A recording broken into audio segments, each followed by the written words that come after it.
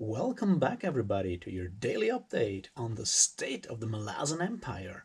We're back on Monday with House of Chains, Book 1, Part 2, the final part, because Book 1 is rather short. But let's start with the update on the Cape. Unfortunately, we've reached the point where it's kind of difficult for me to show how long it is, because yeah, it's long. It goes down to my ankles at this point, which I'm sure you realize is quite a bit. So I've decided to actually close things up. I've started to deal with like the neck part. I have started knitting in circles and making these circles smaller until we have like, your average like hole for your neck and head. And that's where I'm at right now. I'll probably add like another two, maybe 3 rounds about that, so it's a bit thin, like a bit thicker and broader around the neck. And then I'll start thinking about a collar and hood, or however you want to call that. So I assume tomorrow I'll have more to show. Like, the problem right now is that, yeah, it goes down to my ankles, so me putting this on, well, let's try this. Maybe that works, and you'll see how this looks right now. So yeah, obviously now this doesn't fall properly because right now I'm sitting here, which is different than what you want in the end, because this kind of works when you're actually standing. So yeah, I feel like I can add like another 2 or 3 rounds, so basically around here roughly, which I think is enough to have it like a bit broader. So yeah, that's where we're at right now. Ain't that fun? Well, I'll just leave it on for now. Okay, let's talk about this some more. We're still with the Pilgrim beer, so cheers.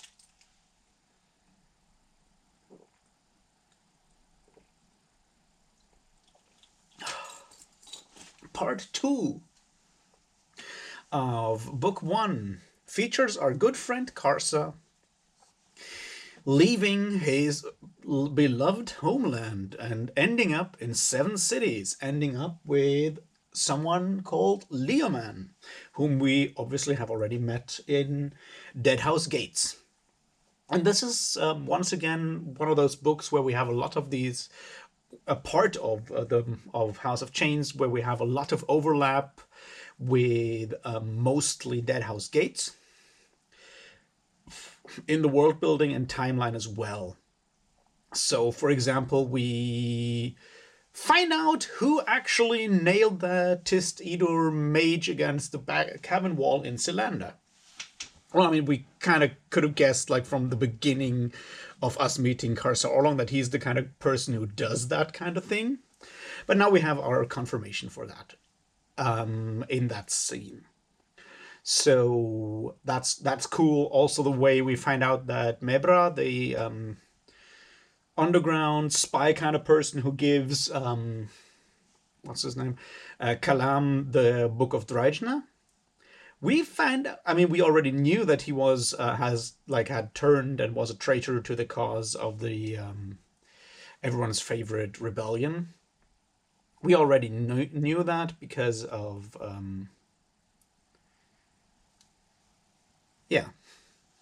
we already knew that because of how he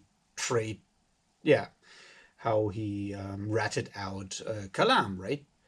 But here's the interesting thing there.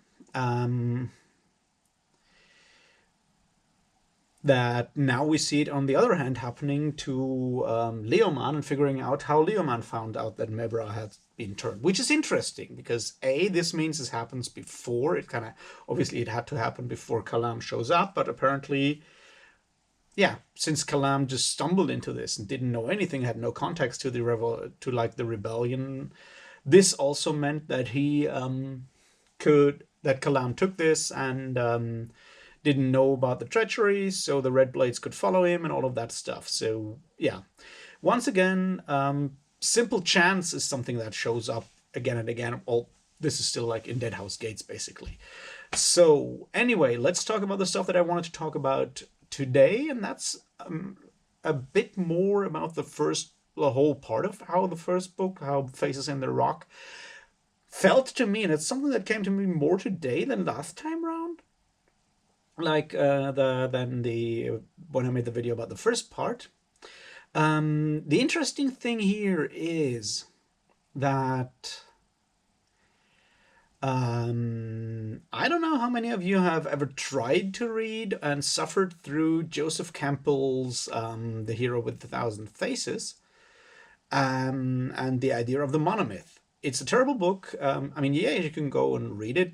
There's interesting stuff in there, and it had a huge influence on fantasy writing and pop culture in general, mainly because George Lucas read the book, and then I think it first came out in the late 60s. George Lucas read it and decided to use a lot of this for the to create Star Wars. Star Wars is the original Star Wars movies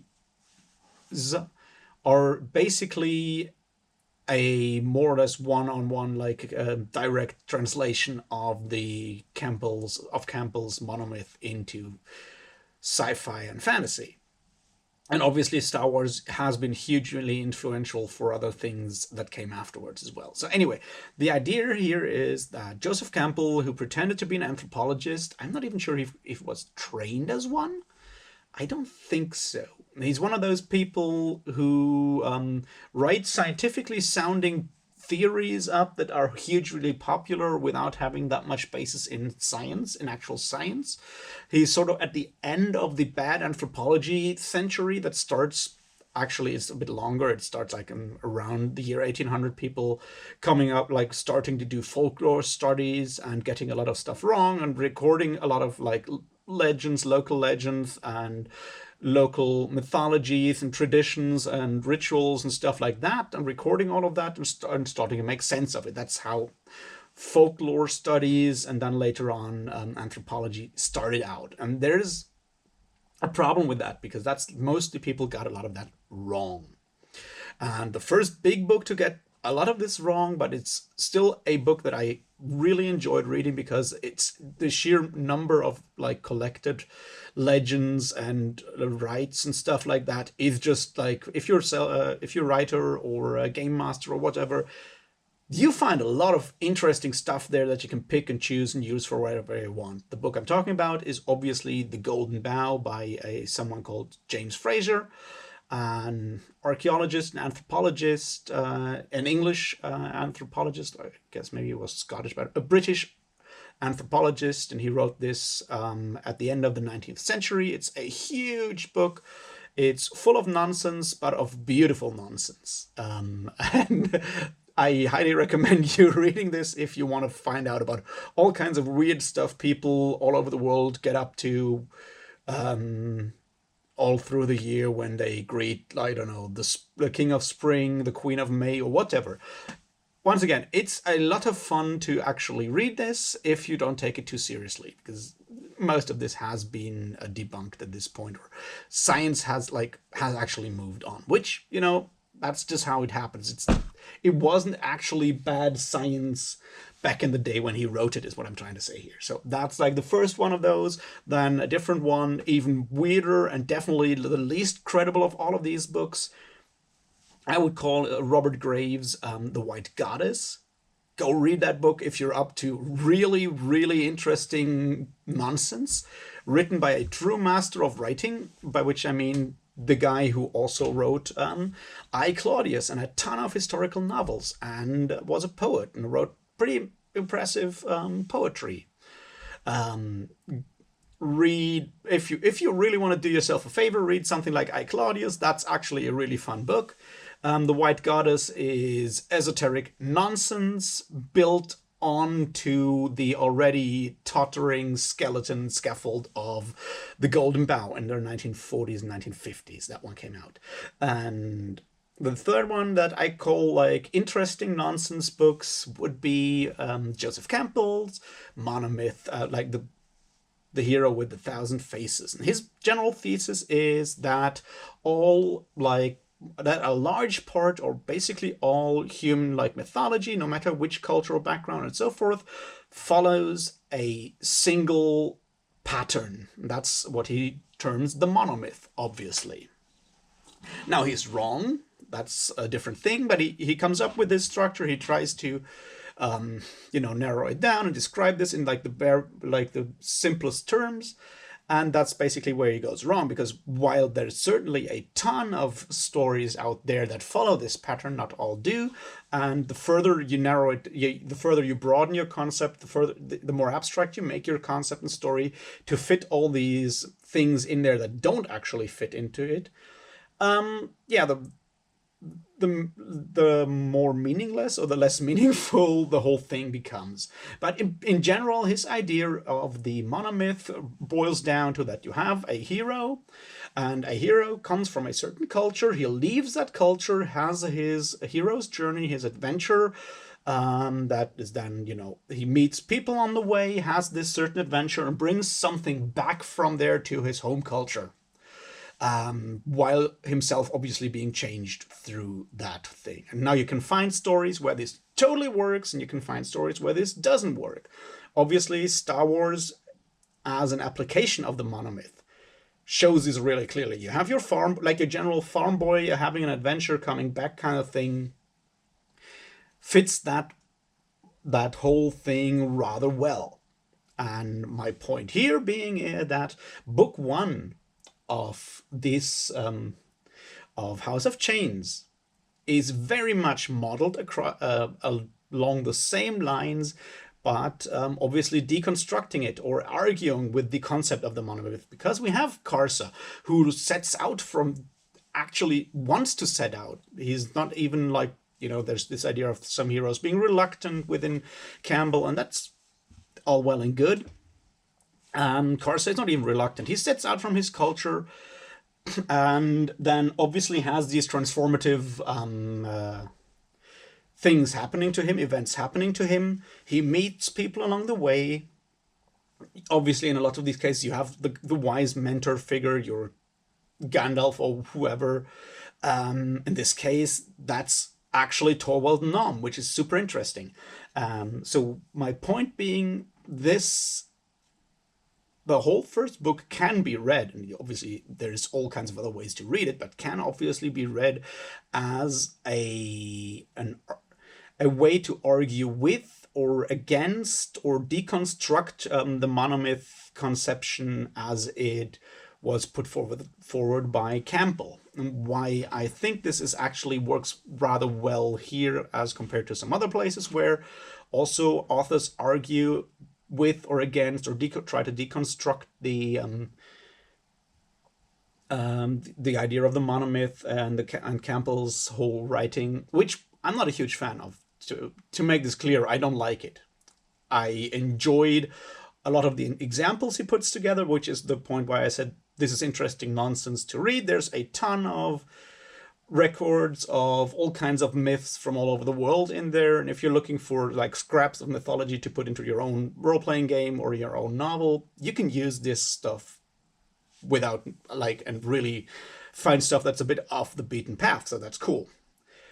But apart from that, don't take Campbell too seriously, and don't even try to go too deep into his stuff, because there's rather uncomfortable stuff in his whole theory concept. So yeah, don't deal too much with Joseph Campbell. But apart from that, why it works is because, once again, Campbell has this idea of this being like a more like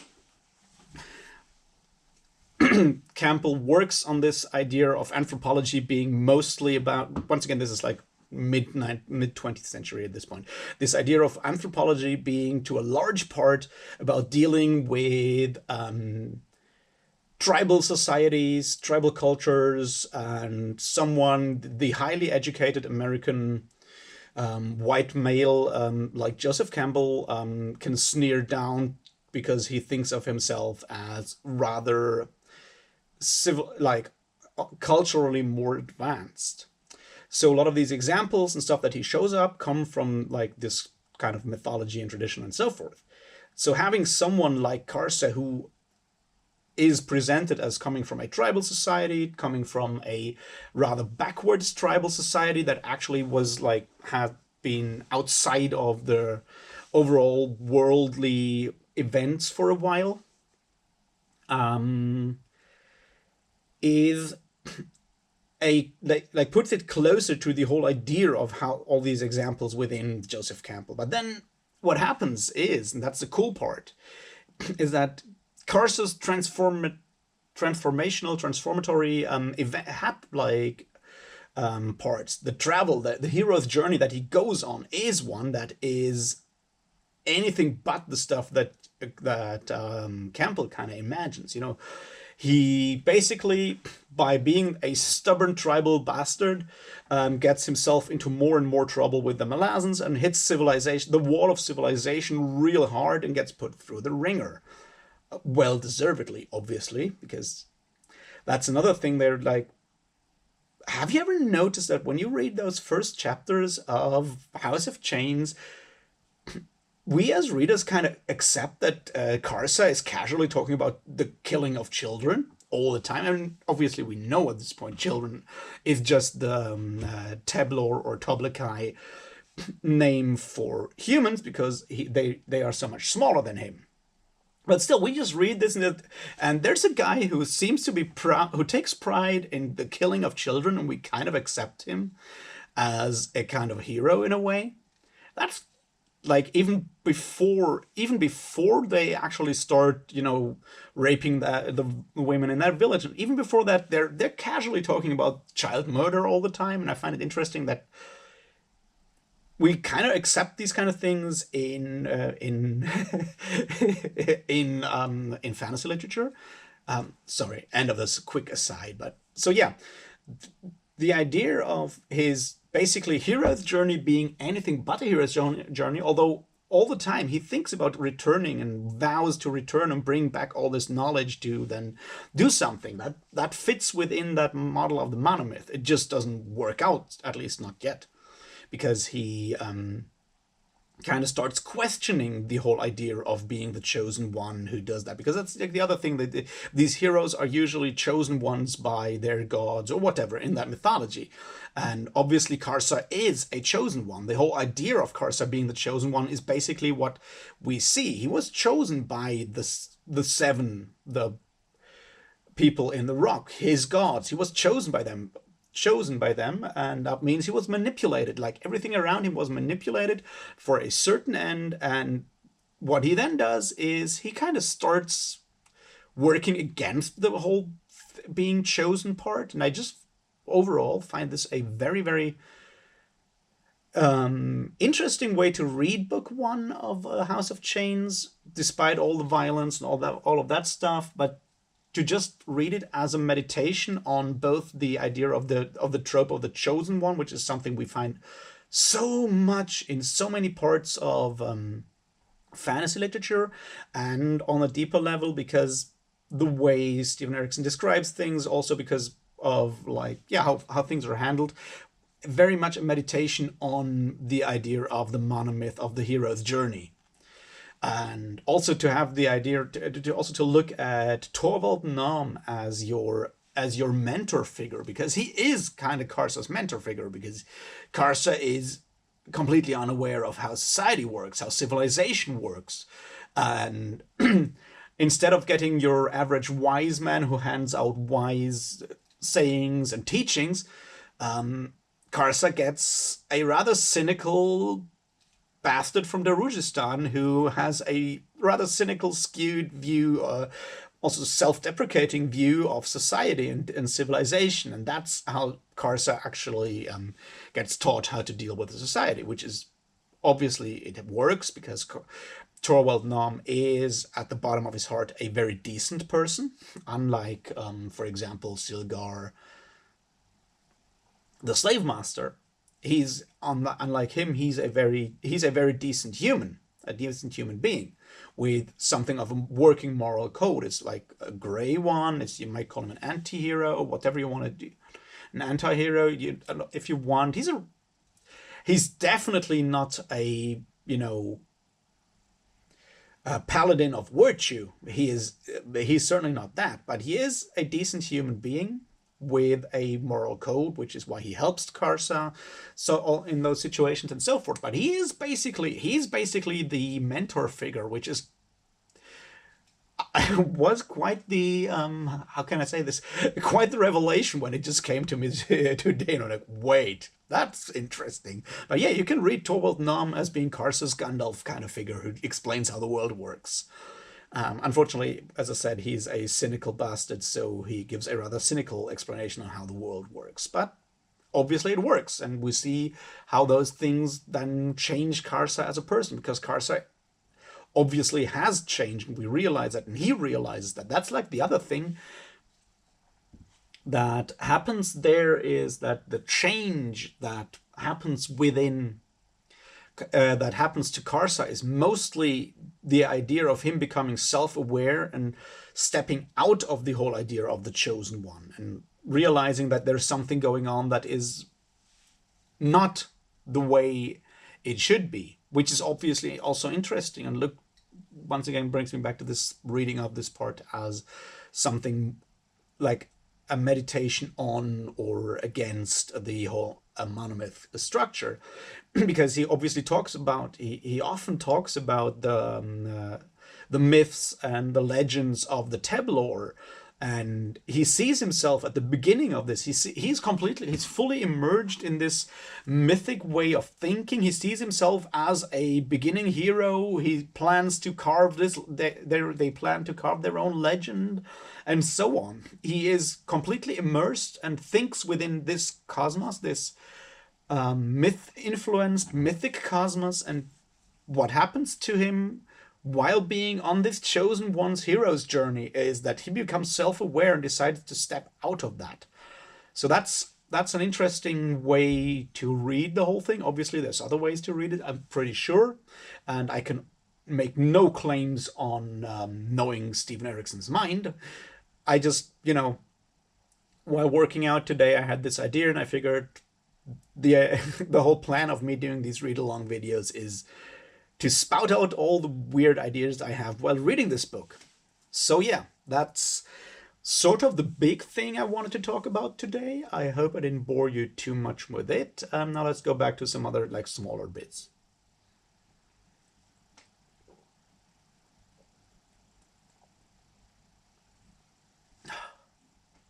And those are mostly world building bits, because those are just interesting, because a lot of this part of the story is, I feel, once again, rather action driven. There's always something happening.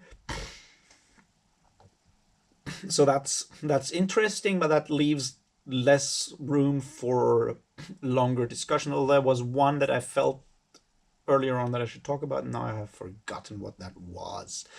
I think, yeah, right, that was the discussion on near the end of book 1 between Torvald, obviously, and Karsa, on words leading to deeds, and so forth, when he talked about Darujhistan, people in Darujhistan being very argumentative. That one, I wanted to say something more fundamental about, but then I kind of forgot.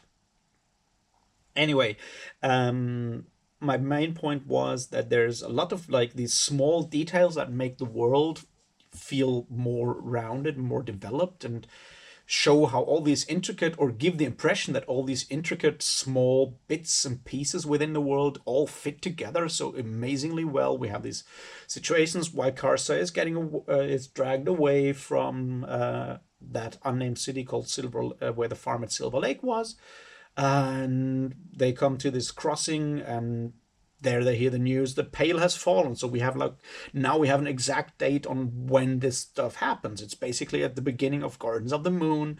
We hear once again these things that Seven Cities is at the brink of rebellion. I mean, it's obviously not yet rebelled, but we see it now with the Ashok regiment being sent back to being sent back to seven cities. We see how large this empire is and how clunky it is, but how all these small gears are already happening. Like, people are talking in Gardens of the Moon about how they've heard that Seven Cities is on the brink of rebellion. And at the same time, we already see that the Empress or the Empire is already sending troops over to Seven Cities to deal with the rebellion and stuff like that. We see I feel it gives for me it gives me a better feeling for how large this empire is and how complex all this sending around of troops and stuff is. And I can't look at the maps, so this is one of those disadvantages that I have.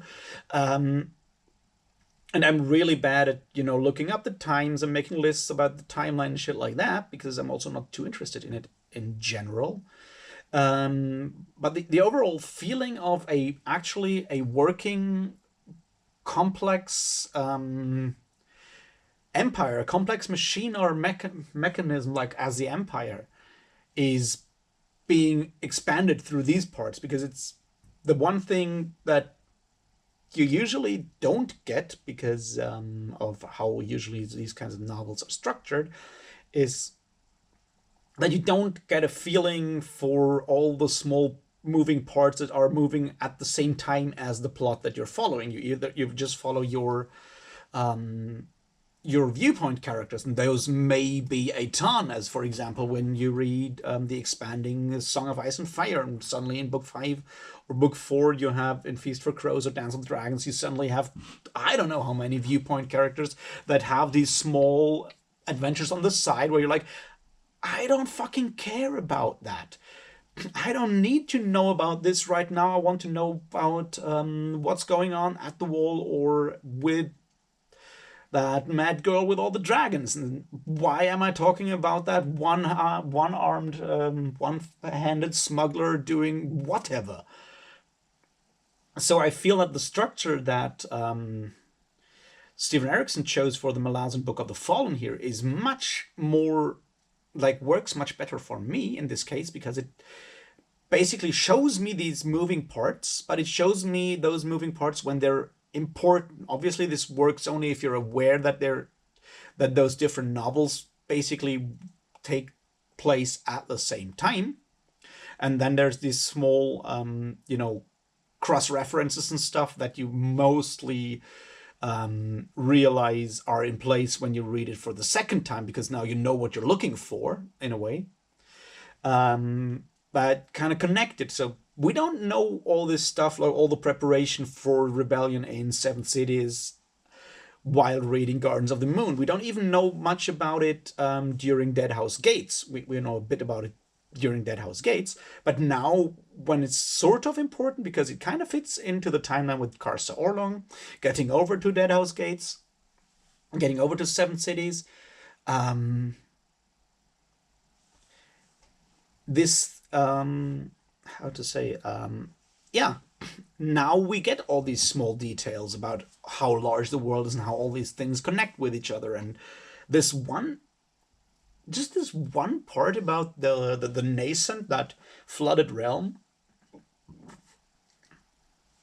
and the Cylander. This is just, I love that scene with the Cylander being this ghost ship, and we first see the part with Felicin and Gessler and Stormy, and we're like, what the hell is going on there? Who are these? And then we learn about the Tist Edor, and we see that one mage with the harpoon in his chest, and now we figure out who actually put that harpoon there, and we'll see if more shows up. I love this being this kind of nexus where all that kind of ties these different books together, so we get we get like a glimpse of how those timelines intersect basically.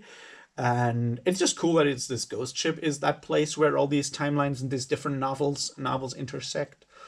But yeah, it's one of those things. Or then again, the meeting with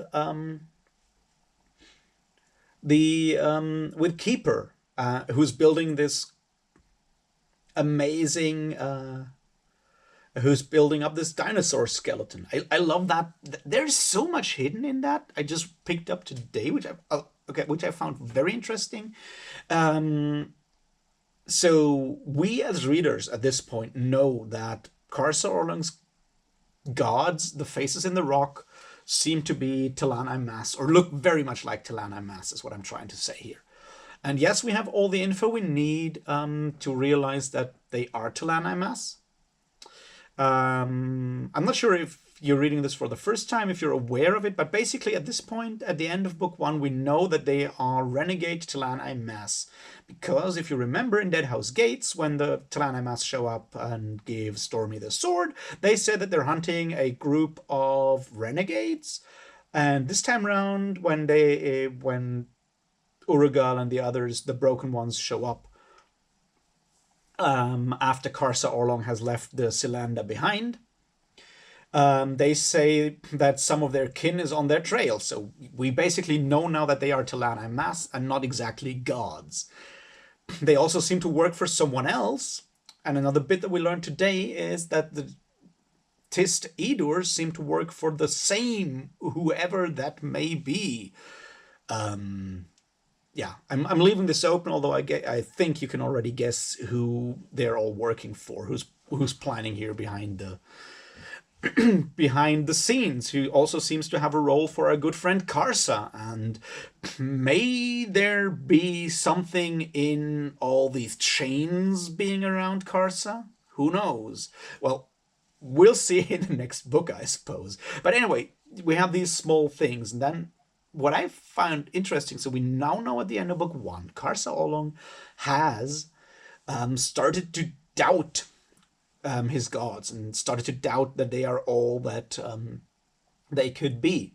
And what stuck out to me today is when he's up at the tower, at Keeper's Tower, with Torvald Nom, and Torvald is like, oh, there's all these fossils within those rocks of this tower. And Karsa's like, what are fossils? And Torvald explains it, and Karsa looks at it and is like, no, they're all carvings. Now, this is very interesting, very important, I feel, because, or probably I'm reading too much into this, but basically, I feel that this is the point where he realizes that there might be something, more or else going on with his gods, because he basically realizes at that point, at least when they enter the sorry, I'm slightly chaotic in my mind. But he thought, or like the Teblor in general thought, that the faces in the rocks were just carvings. And Karsa thinks that all these things are just carvings, and then he realized that they're not, they're actually bones within rock. And I feel that this might be the point where Karsa can realize that the faces in the rock might also just be fossils, or something akin to fossils, so something that was put into the rock and is different from the rock. And this will be vital for him to sort of distance himself from his gods further, which I find interesting. Also, obviously, we now have met a second person. I mean, we've heard that those people drowning in Arran Bay are suspected to not be as drowned as some people thought. We had our first hint of that at the end of Deadhouse Gates, when a certain captain of Ragstopper talked about it, and that he drowned long ago in Arran Bay. And now we met a second person who admitted that he was actually pretending, like, faking his own death. And now we can obviously try to understand who is who. We have a pretty good idea who the captain is. The captain seems to be Cartheron. Now, who might this guy be? Well, I know the point is, I don't think we can reveal it yet, because there's not enough information on him yet. But still, cool guy. Also, what a cool thing to build a dinosaur skeleton in there. It's like, I love that kind of thing. Yeah, what else? I feel that's about it for today. I've talked way too much and way too fast, I feel. So anyway, I'll leave you with this as my reading of book one of House of Chains, being something of a meditation on Joseph Campbell's monomyth and all of that. And I hope you enjoyed this. If you want to argue with me, do that in the comments. Otherwise, like, subscribe, do all these things. And I'll talk to you tomorrow about the beginnings of book 2, which is called Cold Iron. And now we'll figure out what cold iron means tomorrow. Until then, have a great day. Cheers.